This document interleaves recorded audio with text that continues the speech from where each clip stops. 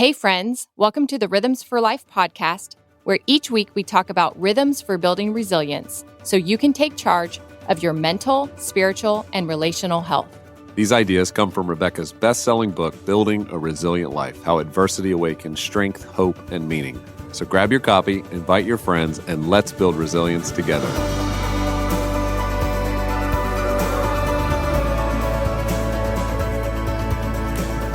Welcome back. I'm Rebekah. And I'm Gabe. And fall is happening. It's been awesome. We got to have a great little fall break with our family all back together. Now that kids are in college, that's not easy, which was a fun experience for us this past week. And so many of you are just loving this season with all the talks that we're having that are all around the body and the brain and the health. And we're seeing this just be such a tipping point even in culture. We're excited next month to have our emotional health retreat. A lot of you have signed up for that. There are a few spots left, so make sure if you want to take a trip to charming, quintessential Mayberry or Franklin, I call it Mayberry, but it's like this just charming, idyllic town in the holidays. We are having that November 21 and 22. So Yes. You can learn more at RebekahLyons.com/retreat. We're going to have a couple of guests with us in person. You're going to get to do Q&A. We're also having a couple join us virtually, where we essentially bring you together. We get to spend these 2 days just going deep into every area of our emotional health, physical, mental, relational health. And you get the chance to ask the people who've really helped Rebekah and I so much in our own life.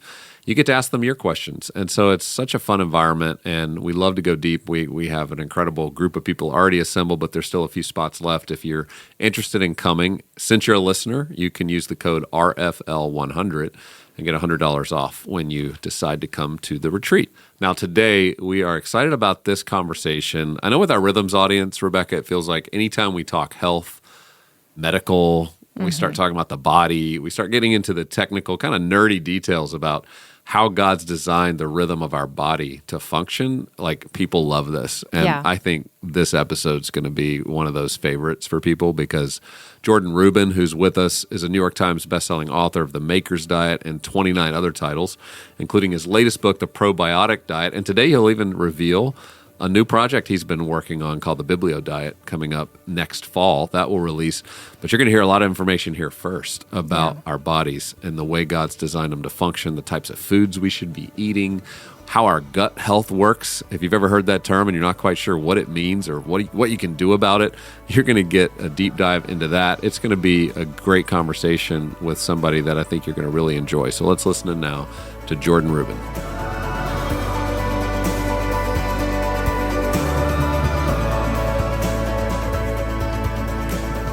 Hi, I'm Rebekah. And I'm Gabe, and welcome to Rhythms for Life. And today we are having an incredible conversation about food and health with Jordan Rubin, who is an expert in all of these categories. He's written 29 books. He's been an expert for over 20 years talking about how do we live into a rhythm that God designed for our bodies and for our health that ultimately affects our mental health, our spiritual health, our relational health, and our physical health. And so we're excited to have Jordan Rubin with us. Jordan, thanks for being with us today. It's great to be here. Yeah. Well, I want our listeners to better understand how this journey even began for you, because this began early. I mean, today a lot of people are learning about these kinds of remedies, the way we should be thinking about food and health and nutrition. But for you, this was life or death. Explain just how your journey began into understanding the knowledge you've now come to understand. Well, first of all, for context, we are all super young here, but some would say that we're about halfway through our journey. So when I was a teenager, 19 to be exact, I was diagnosed with Crohn's disease and multiple other illnesses. Now, this was before there were commercials on every turn for Crohn's disease and ulcerative colitis and psoriasis. I mean, it was virtually unknown, embarrassing, and it caused me to leave college and become essentially bedridden, taken care of by my parents like an infant, moved back in with them. And I was, like I say often, the number one prayer request of all my friends and churches I had been a part of, and that is not a fun place to be. Right. I went to 69 medical experts trying to get well. Conventional medicine failed, and my dad is a chiropractor and a naturopathic doctor, so he found endless therapies for me around the world. I was in a wheelchair, 104 pounds. So if someone does a online search, you can see Jordan Rubin kind of before picture, and I wanted to die. Now, I wouldn't say I was suicidal, but I didn't want to live in this prison that was my own body. I hated the way people reacted to me when I was out of the home. I was in a wheelchair often. It was like I had a disease that someone could catch.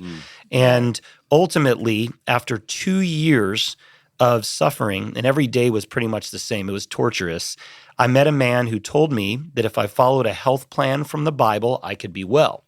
And having already committed to making my life all about whatever God would use to heal me, this made so much more sense than venous flytrap infusions from Germany or fetal sheep cell injections from England. And those are the tame therapies that I tried. Wow. And in 40 days of following what this man named Bud referred to as a biblical diet, I went from death to life. And I remember an interesting moment. I was in San Diego getting well, even though I was from South Florida. And my parents came to visit. And when they got off the plane, my dad hugged me and he said, "There's so much of you to hug." Wow. And at that time, I was still thin, but I was on my way back. 12 weeks after starting this diet, and it was very much a mindset and a lifestyle. It was not simply what I ate. I was back to my normal weight, 21 years old, ready to tackle the world. And my new life was nothing like I had planned. I mean, we have our plans. We graduate, we go to college. I was very much ministry oriented, but I knew once I became ill just how important our physical health is. And I knew that whatever helped me, I was going to spend the rest of my life if I could just help one person overcome disease or better yet, avoid it. Wow. And at that point, I started sharing my message one person at a time, stocking shelves at a health food store for $4.25 an hour. And an article was written about me in a medical journal by one of the doctors that my dad was working with to help me find treatments. And we ended up getting thousands of phone calls and starting a company by accident that would share the principles of my healing. And that company was and is called Garden of Life today. So that was the early part of my journey. And I was thrust into a founder, CEO leadership role in the natural products industry, which I kind of grew up in. So it was some familiarity. All the other CEOs were in their 50s, 60s. It was a very interesting time, but I continued to speak boldly about my testimony, and others wanted the miracle that I had. And that was the launching pad for the last nearly 30 years. Wow. And so the fundamentals that you practiced in those 12 weeks that you getting inquiries about was essentially the Maker's Diet. Yes, that was much of it, yes. Yeah. And so would you describe the Maker's Diet for those who are new to this and want to understand more? What year did that book come out? The book came out in early 2004, so it was just about 20 years ago. I remember that. I remember going to a convention when that book was about to release and just seeing posters. I mean, it was the thing everybody was talking about, which is wild because, again, in 2 decades, you know, the world's caught up a bit to, I think, these concepts. But you were so ahead of how even Christians would have thought about the role health could play. But go ahead. And you were thrust into that at such a young age, but the Lord prepared that for you in advance. And it's just so cool that you were catalyzing a conversation, even in the church, that was so innovative. I mean, it wasn't because it was biblical, but it felt innovative. So describe the Maker's Diet a little bit and the premise behind that and what that looked like as you practiced that. Absolutely. There was definitely a bit of resistance for a health message to be pulpit worthy. You know, we already had seen finance starting to get there, marriage, but this was really some pioneering stuff. And we faced resistance, but God was so good at the time. The Maker's Diet really focuses on eating what God created for food in a form that is healthy for the body and looking at it from a historical perspective. Clearly, those of us who read the Bible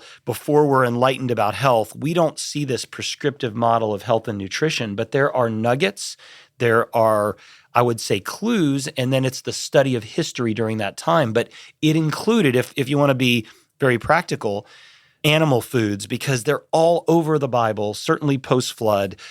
Animal foods that now you'd call grass-fed, pasture-raised, regenerative, organic, etc. It included consuming raw dairy products because I like to say if God wanted dairy to be pasteurized, he would have put a pasteurization machine on the udder of a cow, goat, or sheep. It included fruits and vegetables and grains that you would now call sourdough or heirloom. What's amazing, and I'm so blessed by this, a lot of quote-unquote health experts and experts in general change their mind over the decades. The Maker's Diet is just as or more relevant today than 20 years ago. We talk about bone broth. We talk about longevity, cellular health, antioxidants. So it's really what you would call a whole or real food diet, and it involved the concept of consuming a probiotic that we should be getting from healthy food grown in healthy soil. So that's really that combo that transformed my life, that brought about healing. And I've been blessed due to the success of the book and Garden of Life and later Ancient Nutrition to hear so many and meet so many people whose lives have been transformed. And some, and you two will get this, they say, Jordan, I'm a doctor and I went into medicine because I read your book. And I'm like, I used to be the youngest guy in the room. Now I'm being treated by some of these youngins as a sage, which is kind of funny. But the truth is always the truth. And I'm so glad that after trying so many different things, God led me to that bedrock, and I've been excited to practice and preach this for the better part of 30 years. Well, in this particular cultural moment, this has become a dominant conversation. I mean, you're seeing hearings in Congress on this. You're seeing Casey Means' book just take off. You've seen protest even this last weekend, right, at Kellogg's, where people are saying, get the chemicals out of our food. Why are we eating all these things? What is this industry built on? And why is the U.S. behind in every other country around the globe? And so I would think for you as a visionary on this, who had to have just beat your head against the wall, thinking about the types of food we consume that are marketed to us, the way the funding system works for these things, the corruption that's been involved, that you must be feeling like there's an awakening that is encouraging to you, right? But it also feels life or death. More people are dying from cancer. More people, it's almost like we are in the battle literally for our life. And the information we receive, the intelligence that we can gain, and knowledge and wisdom is going to be crucial for us to even survive in the coming decade. It is extremely exciting for me to see this. And I'm even more blessed that I went through the illness that I did. I know that sounds odd, but I was able to learn the hard way how important these principles are. And I'm so glad that I'm not someone who's just now listening to the news and seeing what RFK Jr. and Casey and Callie Means and others, including my business partner Josh, who was at the Kellogg March in Michigan. I'm so blessed that I was able to start my family on these principles. But I am excited also for the people that are learning about this for the first time, that are seeing that 70% of our foods are ultra-processed, 40% of our children have metabolic disorders, and that's probably being generous or conservative. So I think it's important that this information is coming out. I am called first and foremost to share it with God's people, because I always envisioned and still hope that God's ideas of health and nutrition, He created us, He created food, didn't create the chemicals we're consuming. I wanted, and I still believe, that His people are going to be the megaphone for this message. And that's what we were talking about off the air. Some of the things that God's given us, they literally are life and death. Last night, I was texting with a doctor friend of mine who has a patient with stage 4 metastatic cancer and asking me to help and coach this individual. That's what I do as a hobby. It's the most gratifying and horrifying hobby you could ever imagine. But that's why I literally need to pray to God, as He said to His disciples, see, I have given you the secrets of the kingdom of heaven, because we need that. And this is what's coming out. And I'm really excited about the next several years, because this always should have been an agenda topic. What's more important for America than our future, than our children? I know I like that it's pinpointed on that, because our children have been the repository for the worst chemicals, internal, external, every vaccine known to man, all at once. All these things have come down on our children. And not to mention, they're bombarded with advertising of not only junk food, but medication. My daughter just said to me, "What's plaque psoriasis?" I was streaming yesterday and I saw 6 commercials on it. Like, that's pretty crazy. Yeah. Educate us a little bit, though, on some of these things we hear about, but people may not understand what it means. So like GMO foods, genetically modified, what does that mean? And there are those that would say this is the future of how we're going to feed the world. If we don't have GMO seeds, for example, for our gardens, then more people are going to not have as much access to the food and nutrition that we need. Then there's others like, you should never use a GMO seed. We should only be using heirloom seeds. Could you just give me a little education on that? Well, first of all, a good friend of mine coined the phrase GMO means God move over. So if you want to know what GMO is, GMO, genetically modified organisms, is man playing God. And it's really designed so that certain crops can be controlled and can withstand horrific pesticides, herbicides, fungicides, et cetera. So the GMO is actually perhaps the accomplice and not the criminal. Mm-hmm. So for example, GMO soy, which is Roundup ready, means that you can spray glyphosate continually on a crop and kill the weeds, but not the soy, because glyphosate is deadly. Yeah. And we talk a lot about GMOs. I think the pesticides are really the worst issue. And here's how bad glyphosate is for us and our pets, by the way. 40 million acres of lawns in the U.S. Think about that for a moment. The majority of them are sprayed with glyphosate and other chemicals that are almost as bad. It's bad for us. We're breathing them in, we're touching them, and it's bad for our pets because they're small and they're exposed to them, and their chances of cancer go up 70% with lymphoma from being exposed to those chemicals. But that's just our lawns. Then you get the food that we eat. Glyphosate, which is a pesticide, herbicide, mostly under the name Roundup. It is designed to be used during the process of harvesting grains, because when you harvest the grains, there can still be insects, et cetera. So even if it's not sprayed in the growing of wheat, it's used in the harvesting. Mm-hmm. And there is almost every disease known to man that you can think of that is exacerbated by pesticides, herbicides, fungicides, and the genetically modified organisms. The biggest issue there is that we don't know what they're going to do generationally. The Bible is very clear about not hybridizing certain things, not mixing certain things. This is even beyond the scope of what the biblical writers could have understood.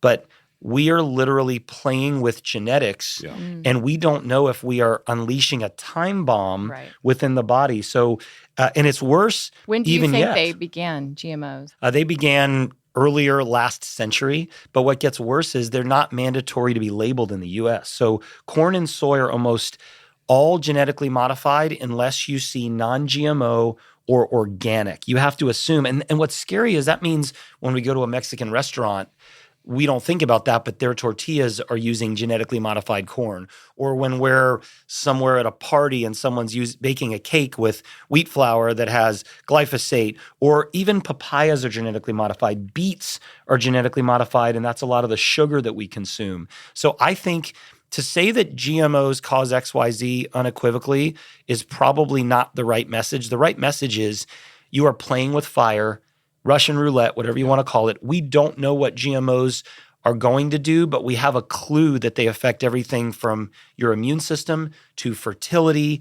And they really it's like a foreign substance that lowers your resistance and makes you more susceptible to harm. I've read studies that speculate on 2 to 3 generations down the fertility rates dropping significantly in some countries where GMOs have been pushed very heavily over the last 50 years. And they're outlawed in Europe. So I think maybe one European country allows them, but they are absolutely outlawed along with 1,100 other chemicals that you were alluding to. Let's talk about that for a minute without, just throwing out just speculation. It doesn't make sense to me why they're outlawed other places, but here they're not.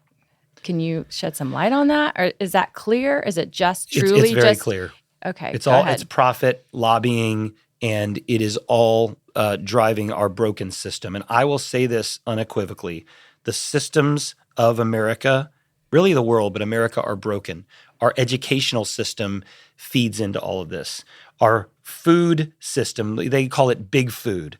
Big food and big pharma are in cahoots. I even heard of a secret meeting where the food guy said, we kind of get the short end of the stick.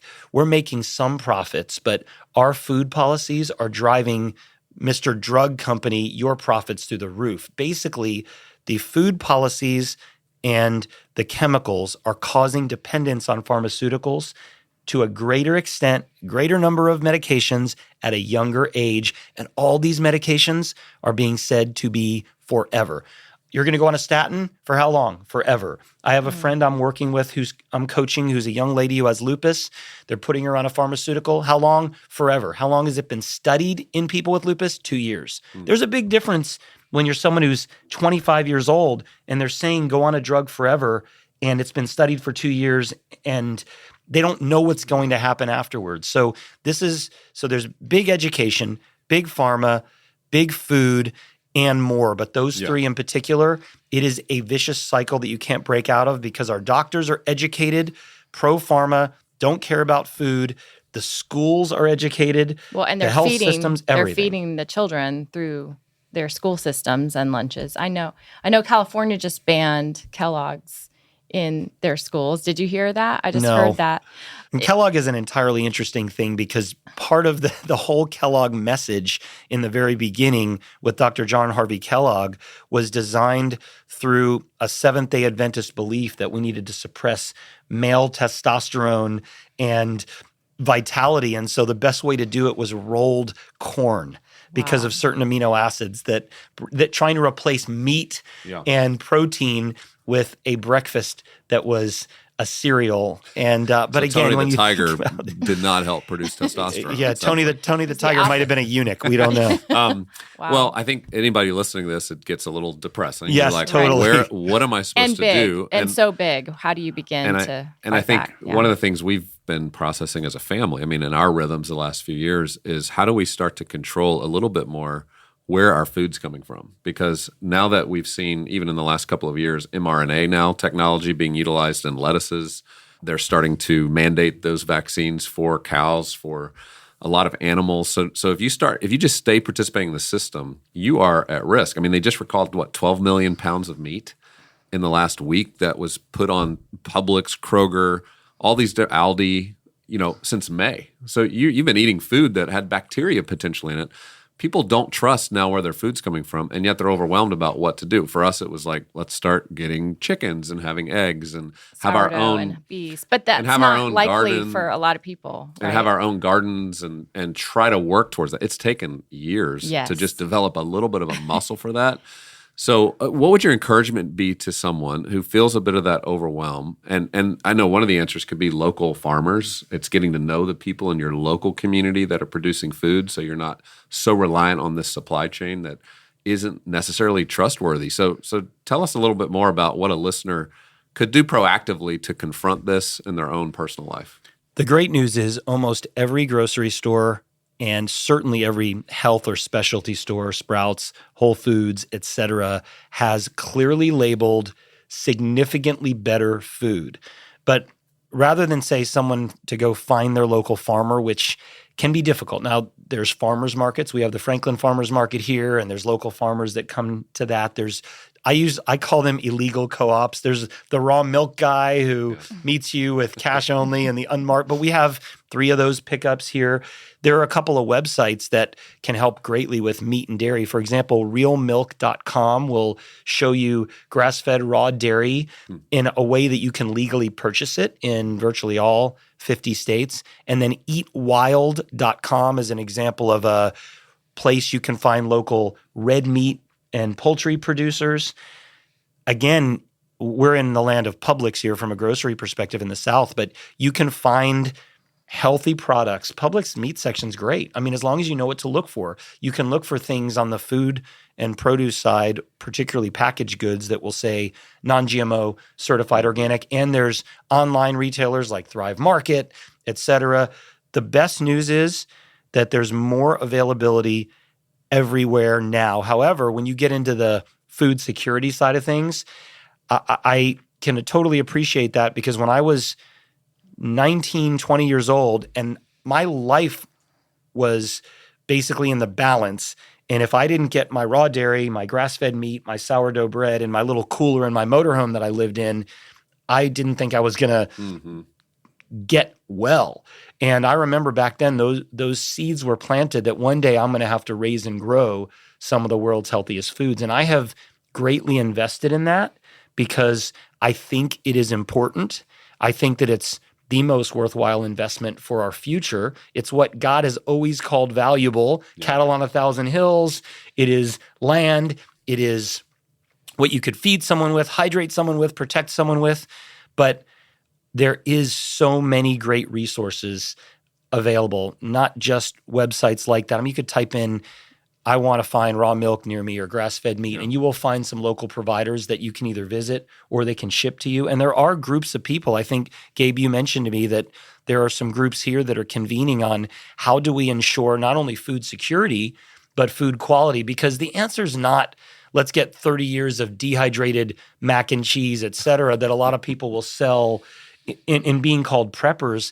That's going to put calories in your body, but that's still going to cause the same health challenges that we deal with. And what I don't want is to be in a food insecurity with a bunch of hyperallergenic kids, people, autoimmune, bogged down, sick. We need to find a way to liberate people from a health and wellness perspective. But I am telling you, I'm so encouraged because the resources are getting greater. Fast food restaurants are starting to whisper certain messaging on grass-fed, sourdough, as we've talked about. And all of these ingredients and foods are getting back to the ancient way of eating, and they're always better because our ancestors didn't create sourdough bread to make it more digestible, easier to tolerate if you're gluten sensitive. They did it for preservation. They didn't create sauerkraut because it was loaded with probiotics and enzymes. They did it for preservation. Even wines,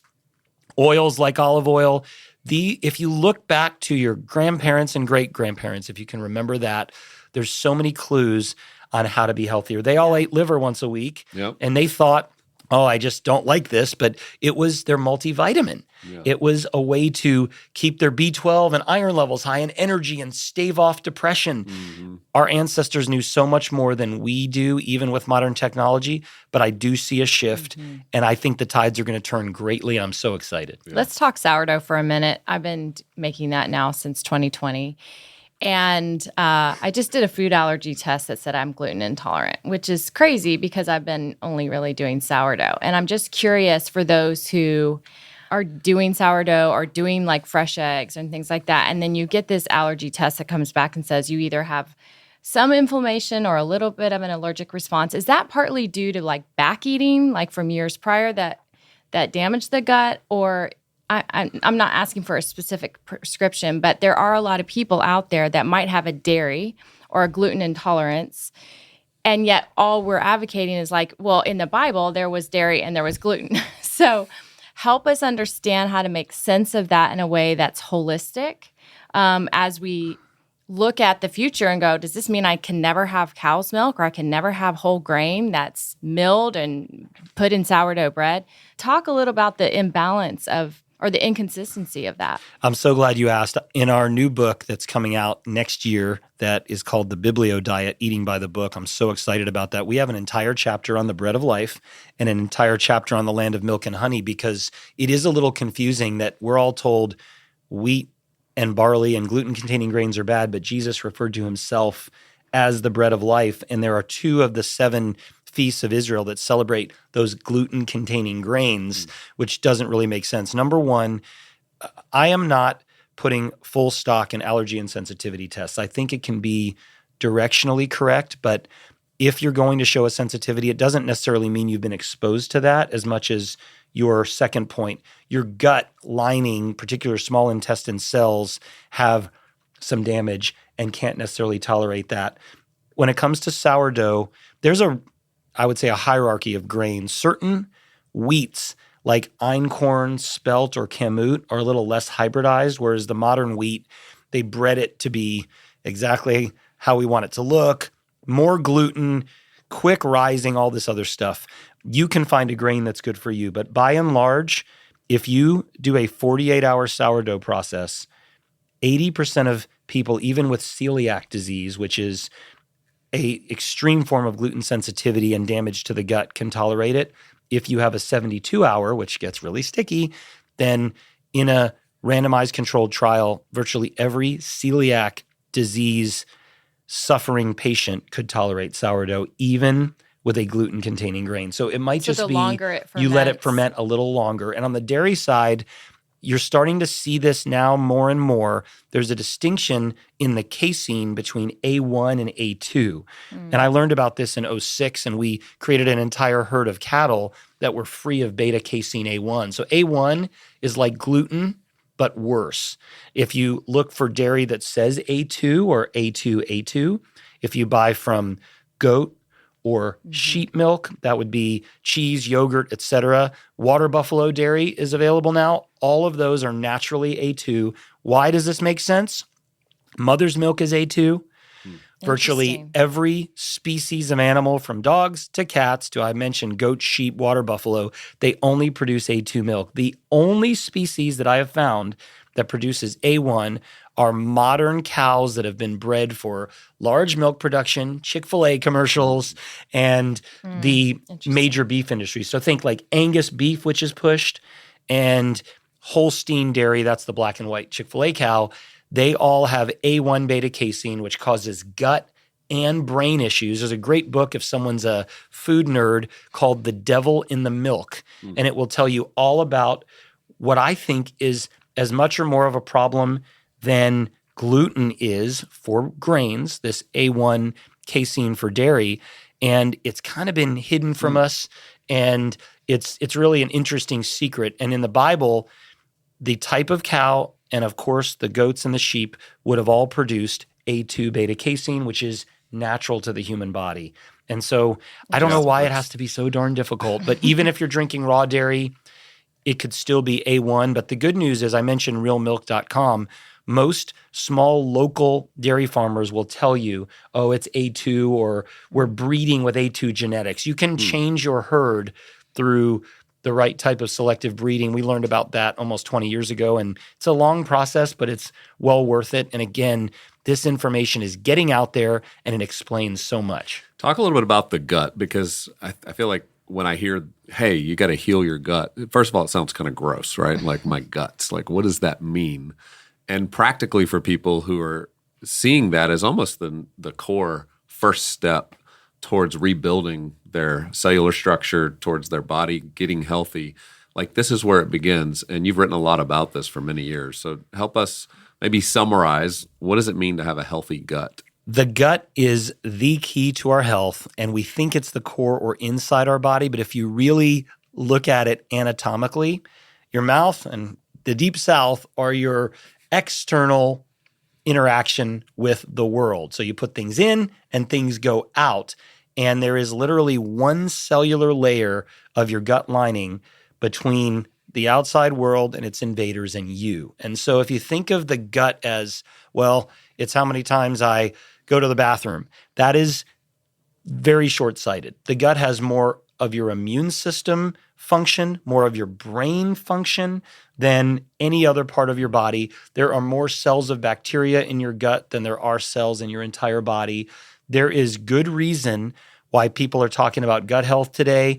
And for all of our medical history, until the last 50 or so years, it was believed that this idea, what we call leaky gut today, used to be called auto-intoxication, self-poisoning.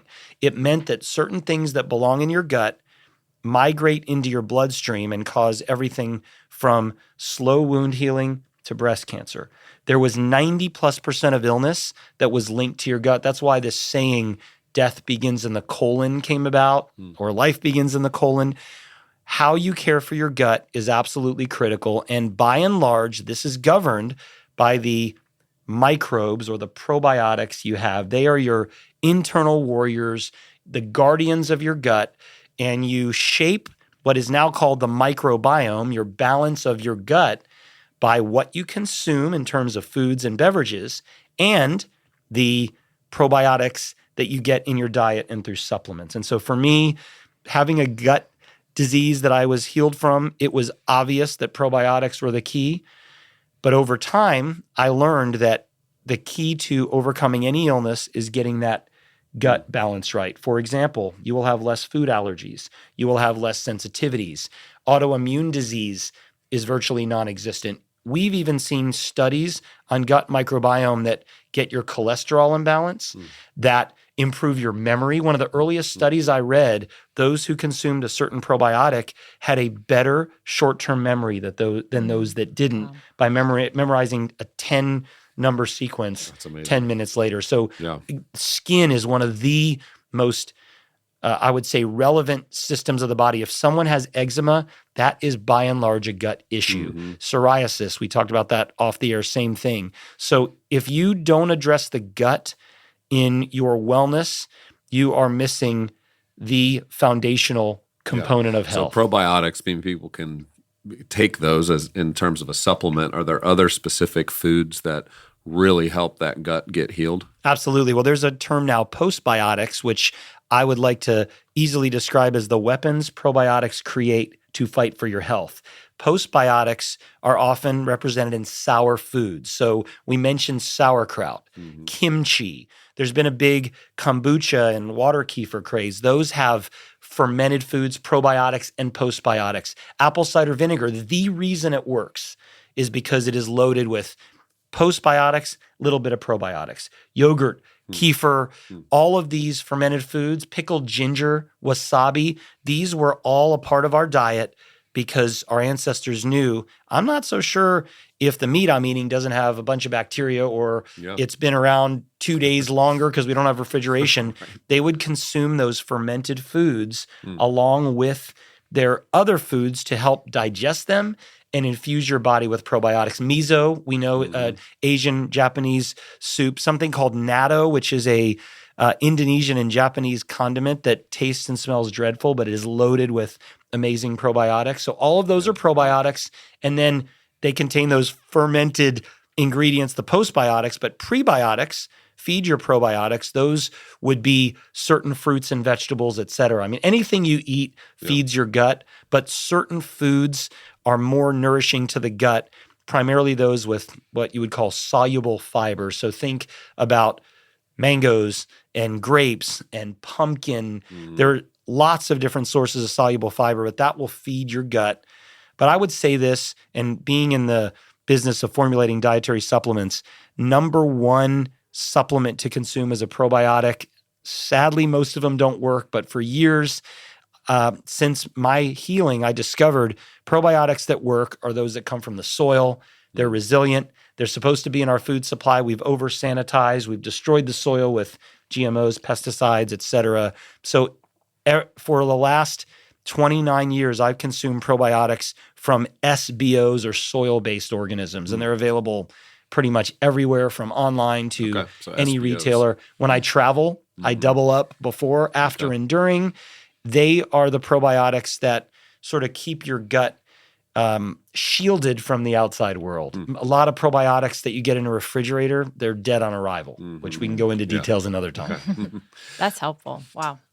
Final question, and then we'll let you get out of here. And we're going to have you back because there's just so much to talk about, so much wisdom I know that everybody appreciates. But metabolic issues seems to be a term that's getting a lot more understanding right now, and how our cells work, the ways in which we can stay healthy and create an environment, which I think goes along with the gut, but I don't quite understand the total difference there. But will you talk a little bit about that? Because our diabetes craze, I mean, that has just gone through the roof. And it seems like the environment inside of our body metabolically is what's driving so much of the disease. Yes. Explain a little bit more about that, and maybe point us to some places if people want to go deeper. Are there certain authors you really like on this? Have you written on this, and so on? Absolutely. The longevity, health span, what used to be called anti-aging, cellular health, mitochondria, all of this is getting a lot of play right now. I'm going to tease something which will get people mad, and then I'll give you some great information which will make them happy. You and I were talking offline about some revelation that I want to bring to the world, and I'm finding the older that I get, the more God knew what we needed and had it planned. And so there are certain things that jumped out at me from the Bible which can unlock our metabolic health, which should have been in place all along, and can help us navigate everything from pandemics to cancer. I'm going to share that in the upcoming Biblio Diet book that Dr. Josh Axe and I have written. and it's going to blow people's mind because of how simple it is. And it's a solution for everyone in the world, from third world countries to us who are quote unquote rich and fat. But to get very specific, there are certain compounds that ensure that our cells function, that our healthy cells replicate, and then our unhealthy cells die. And a lot of the same foods I just mentioned to you that have prebiotics are ideal. So think of it this way. Certain antioxidants that make fruits and vegetables colorful or defend them from their pests naturally, these plant defense chemicals transfer to the body and they go right to the core of our cells, our mitochondria, and help them become healthy. I'll give you a few quick foods that are unbelievable. Berries are really great. The sweet, fat blueberries that we love are not as healthy as the smaller wild blueberries that are better, but some foods that jump out at the page. Raspberries, really all berries, but raspberries in particular, make sure to eat the seeds. They are a source of an antioxidant called ellagic acid, which I want to talk to your audience about. It sounds complicated, but it is exactly what I mentioned earlier. It is an antioxidant that when metabolized, digested, it helps your healthy cells multiply, and it causes your unhealthy and or cancer cells to self-destruct. It's called apoptosis. Walnuts have the same compound. Pomegranates have the same compound. And to a lesser extent, all colorful berries do. Those are absolutely amazing. There are certain compounds in dairy and meat that are important for your cells. We've heard of omega-3 fatty acids.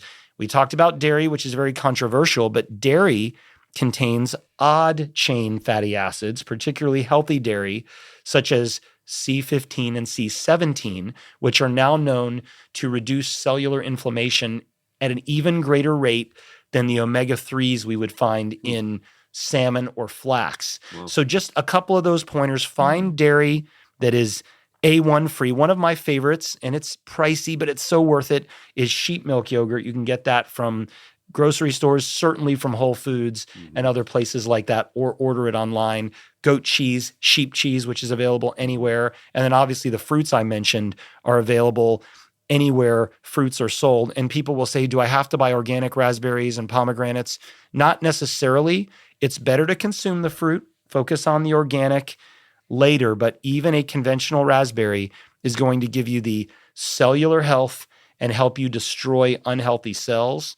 And for good or bad, they're available year-round because of our food system. But those are simple things. Yeah. I do want to talk about this in the future because there are hundreds of plant compounds, and I've been studying them intensely for 5 years, that should be part of our everyday diet. And in some instances, they're in plant foods that we don't regularly consume because we're used to the 10 fruits, bananas, oranges, apples, et cetera. But if you will go to Asian markets, if you'll go to some more exotic food offerings, you'll see fruits like dragon fruit, starting to see that in smoothie mixes.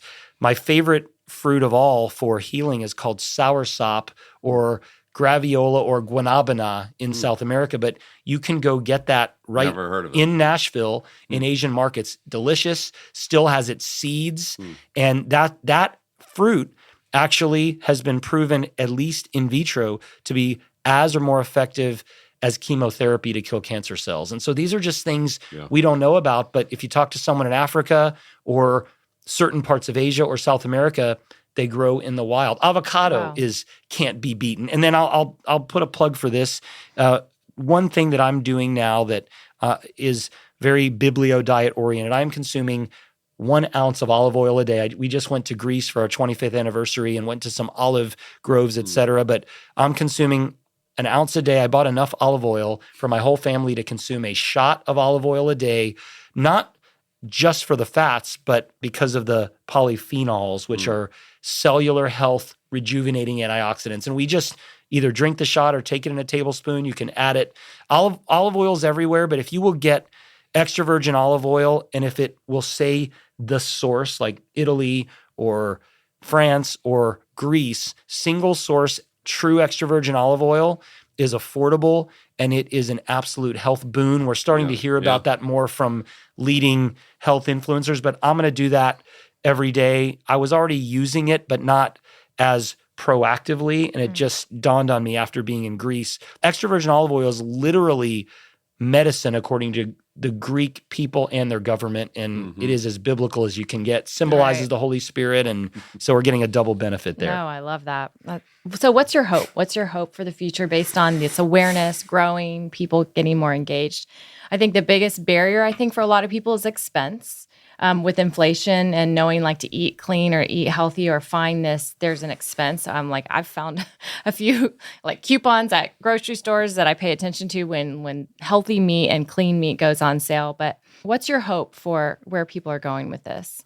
Well, I think consumers are going to drive a resurgence and a reversal in the broken system where in America we subsidize genetically modified junk food, and we, in a sense, penalize the producers of organic and regenerative, et cetera. I'm hearing from people that will hopefully soon be in government that this is going to change. So it's a combination of we're so sick, which is terrible. We're becoming awakened to the message. And lastly, I think there's going to be an incentive for people to visit chiropractors. There's going to be an incentive for people to be proactive in their health and wellness, join gyms, take more steps, eat more foods that are unprocessed. I do see that coming. I wish it was earlier because we've all lost loved ones as a result, but I'll give you my hope. So we were talking about an event that you're doing next year and sounds really exciting, but I can also think back, Gabe, to when we met 20 some years ago. And I bet that your awareness of health and wellness back then was pretty small. You were newly married, et cetera, as we were.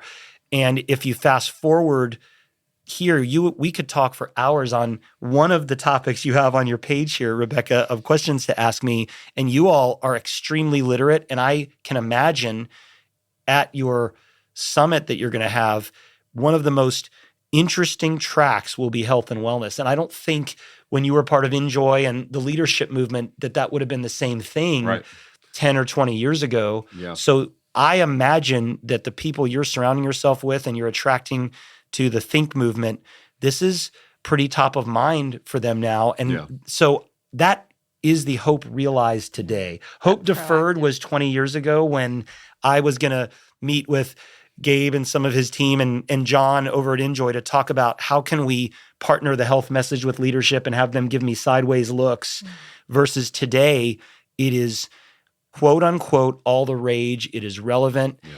I would say it's a little late, but at the end of the day, I believe that we're going to have a new generation that will outperform this current generation in health, which sadly is set to live shorter than our previous generation. And we also hear that there's only 55 years of farming left if we don't make changes. So I have a personal mission statement to heal the planet, feed the world, and eradicate disease. And that sounds super arrogant. I say a personal mission statement, not that it is my mission, but I have decided to join that mission. And everything I do in my life is underneath one of those three pillars. And one thing that people can't say about me is that I'm not trying. You can say you don't agree with my dietary advice or how I farm or, how I recommend people follow protocols if they're ill and I'm coaching them. But one thing that no one can say is that I'm sitting on my hands. I'm investing everything that I have and I am in that mission.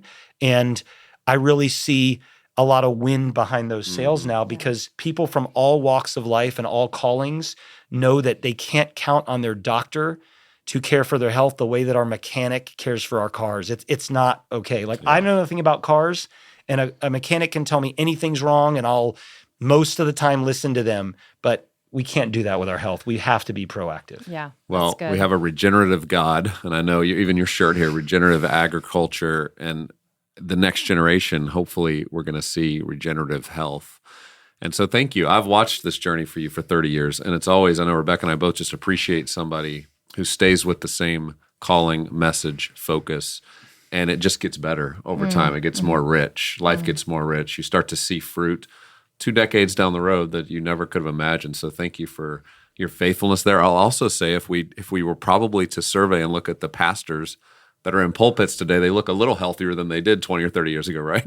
I remember when we started off, we were talking about the church, like whether the health message would work. Well, it didn't really work because the messenger didn't quite look as healthy as perhaps more do today because they're just more aware. We're trying to live into this. So, well, and I think there's been a lot of suffering, and the root word of passion means to suffer. And when people have suffered with mental health or physical health, or they've lost loved ones, all of a sudden they have to wake up. And praise God for kind of the kindness and the mercy to invite us into that without condemnation, but going, hey, thankfully he does make our bodies to regenerate when we are proactive in doing the best that we can with what we know. And so I'm so thankful that this is hitting a tipping point of being mainstream. I think you've been praying for this for a long time, so I'm so grateful for that as well. And so now we're just praying that people will take the agency that they have and do what little things they can right in front of them as they go to the grocery store and make decisions for their family. Yeah. Well, thank you, Jordan. Thanks for sharing your wisdom with us. We'll look forward to watching in the coming year and having you back on once the Biblio Diet comes out next fall and continue learning from you. So thank you. And thank you all for keeping this at the forefront of your listeners. It is going to pay more dividends and bless more people than you can even imagine. That was such a great conversation. I feel like I'm got to go back, take notes. I missed a few of those fruits he was describing I'd never heard of before. I know. In different countries. It's amazing that this is a global conversation, and we have a lot to learn from even the way other countries are doing it and how we as the U.S. and even in our own communities and cities can make changes. Now, I've never done a shot, but of olive oil? No, of anything. So I can't wait to do an olive oil shot. I mean, that's a whole shot. I already use a lot of olive oil in all my cooking, but I wonder if it doesn't have the same impact if you're not just... Well, I think the thing that he's right about that we learned about a few years ago is where that source of olive oil is from. Yes. It's incredible. In America, again, with all the chemicals that you heard him talking about, many times it can just say it's olive oil, but they've actually put into that oil a mix of canola oil and all kinds of seed oils and things that are not good for you. So be careful where you're getting your olive oil. And then secondly, he mentioned a summit next year. I just want to explain what that is. That's our THINQ Summit 2025, October 2 to 4. And go ahead and put that on your calendar for a year from now. Rebekah and I have been hosting our Culture Summit for over 20 years. And next year's this culmination year for us where we're bringing together young generation, older generations, all generations. And we're having 3 days in downtown Nashville at Music City Center. And we're going to take over a few blocks down there. And we're going to have the most amazing talks, people like Jordan and so many other thought leaders digging into what does it mean to be faithful in our life? What does it mean to understand how to think well about so many different topics and issues? And you're doing it alongside other leaders all over this nation and the world who are caring about how does a Christian faith show up in our life. And so I want to encourage you, check it out in the show notes. You can go ahead and register now. You won't see a ton of details yet, but block it on your calendar next year because it's going to be a great chance to interact with Rebekah and I, so many other thought leaders around topics we know that you care about. Well, until then, if you want to join us, we're 1 month out from the Emotional Health Retreat, November 21 and 22. Go to RebekahLyons.com/retreat. And if you want to follow more on Jordan Rubin's work, go to ancientnutrition.com. That's where you can learn much more about the supplements he creates, as well as a lot of his strategies and ways that he helps people work through their health. Until next time, have a great week.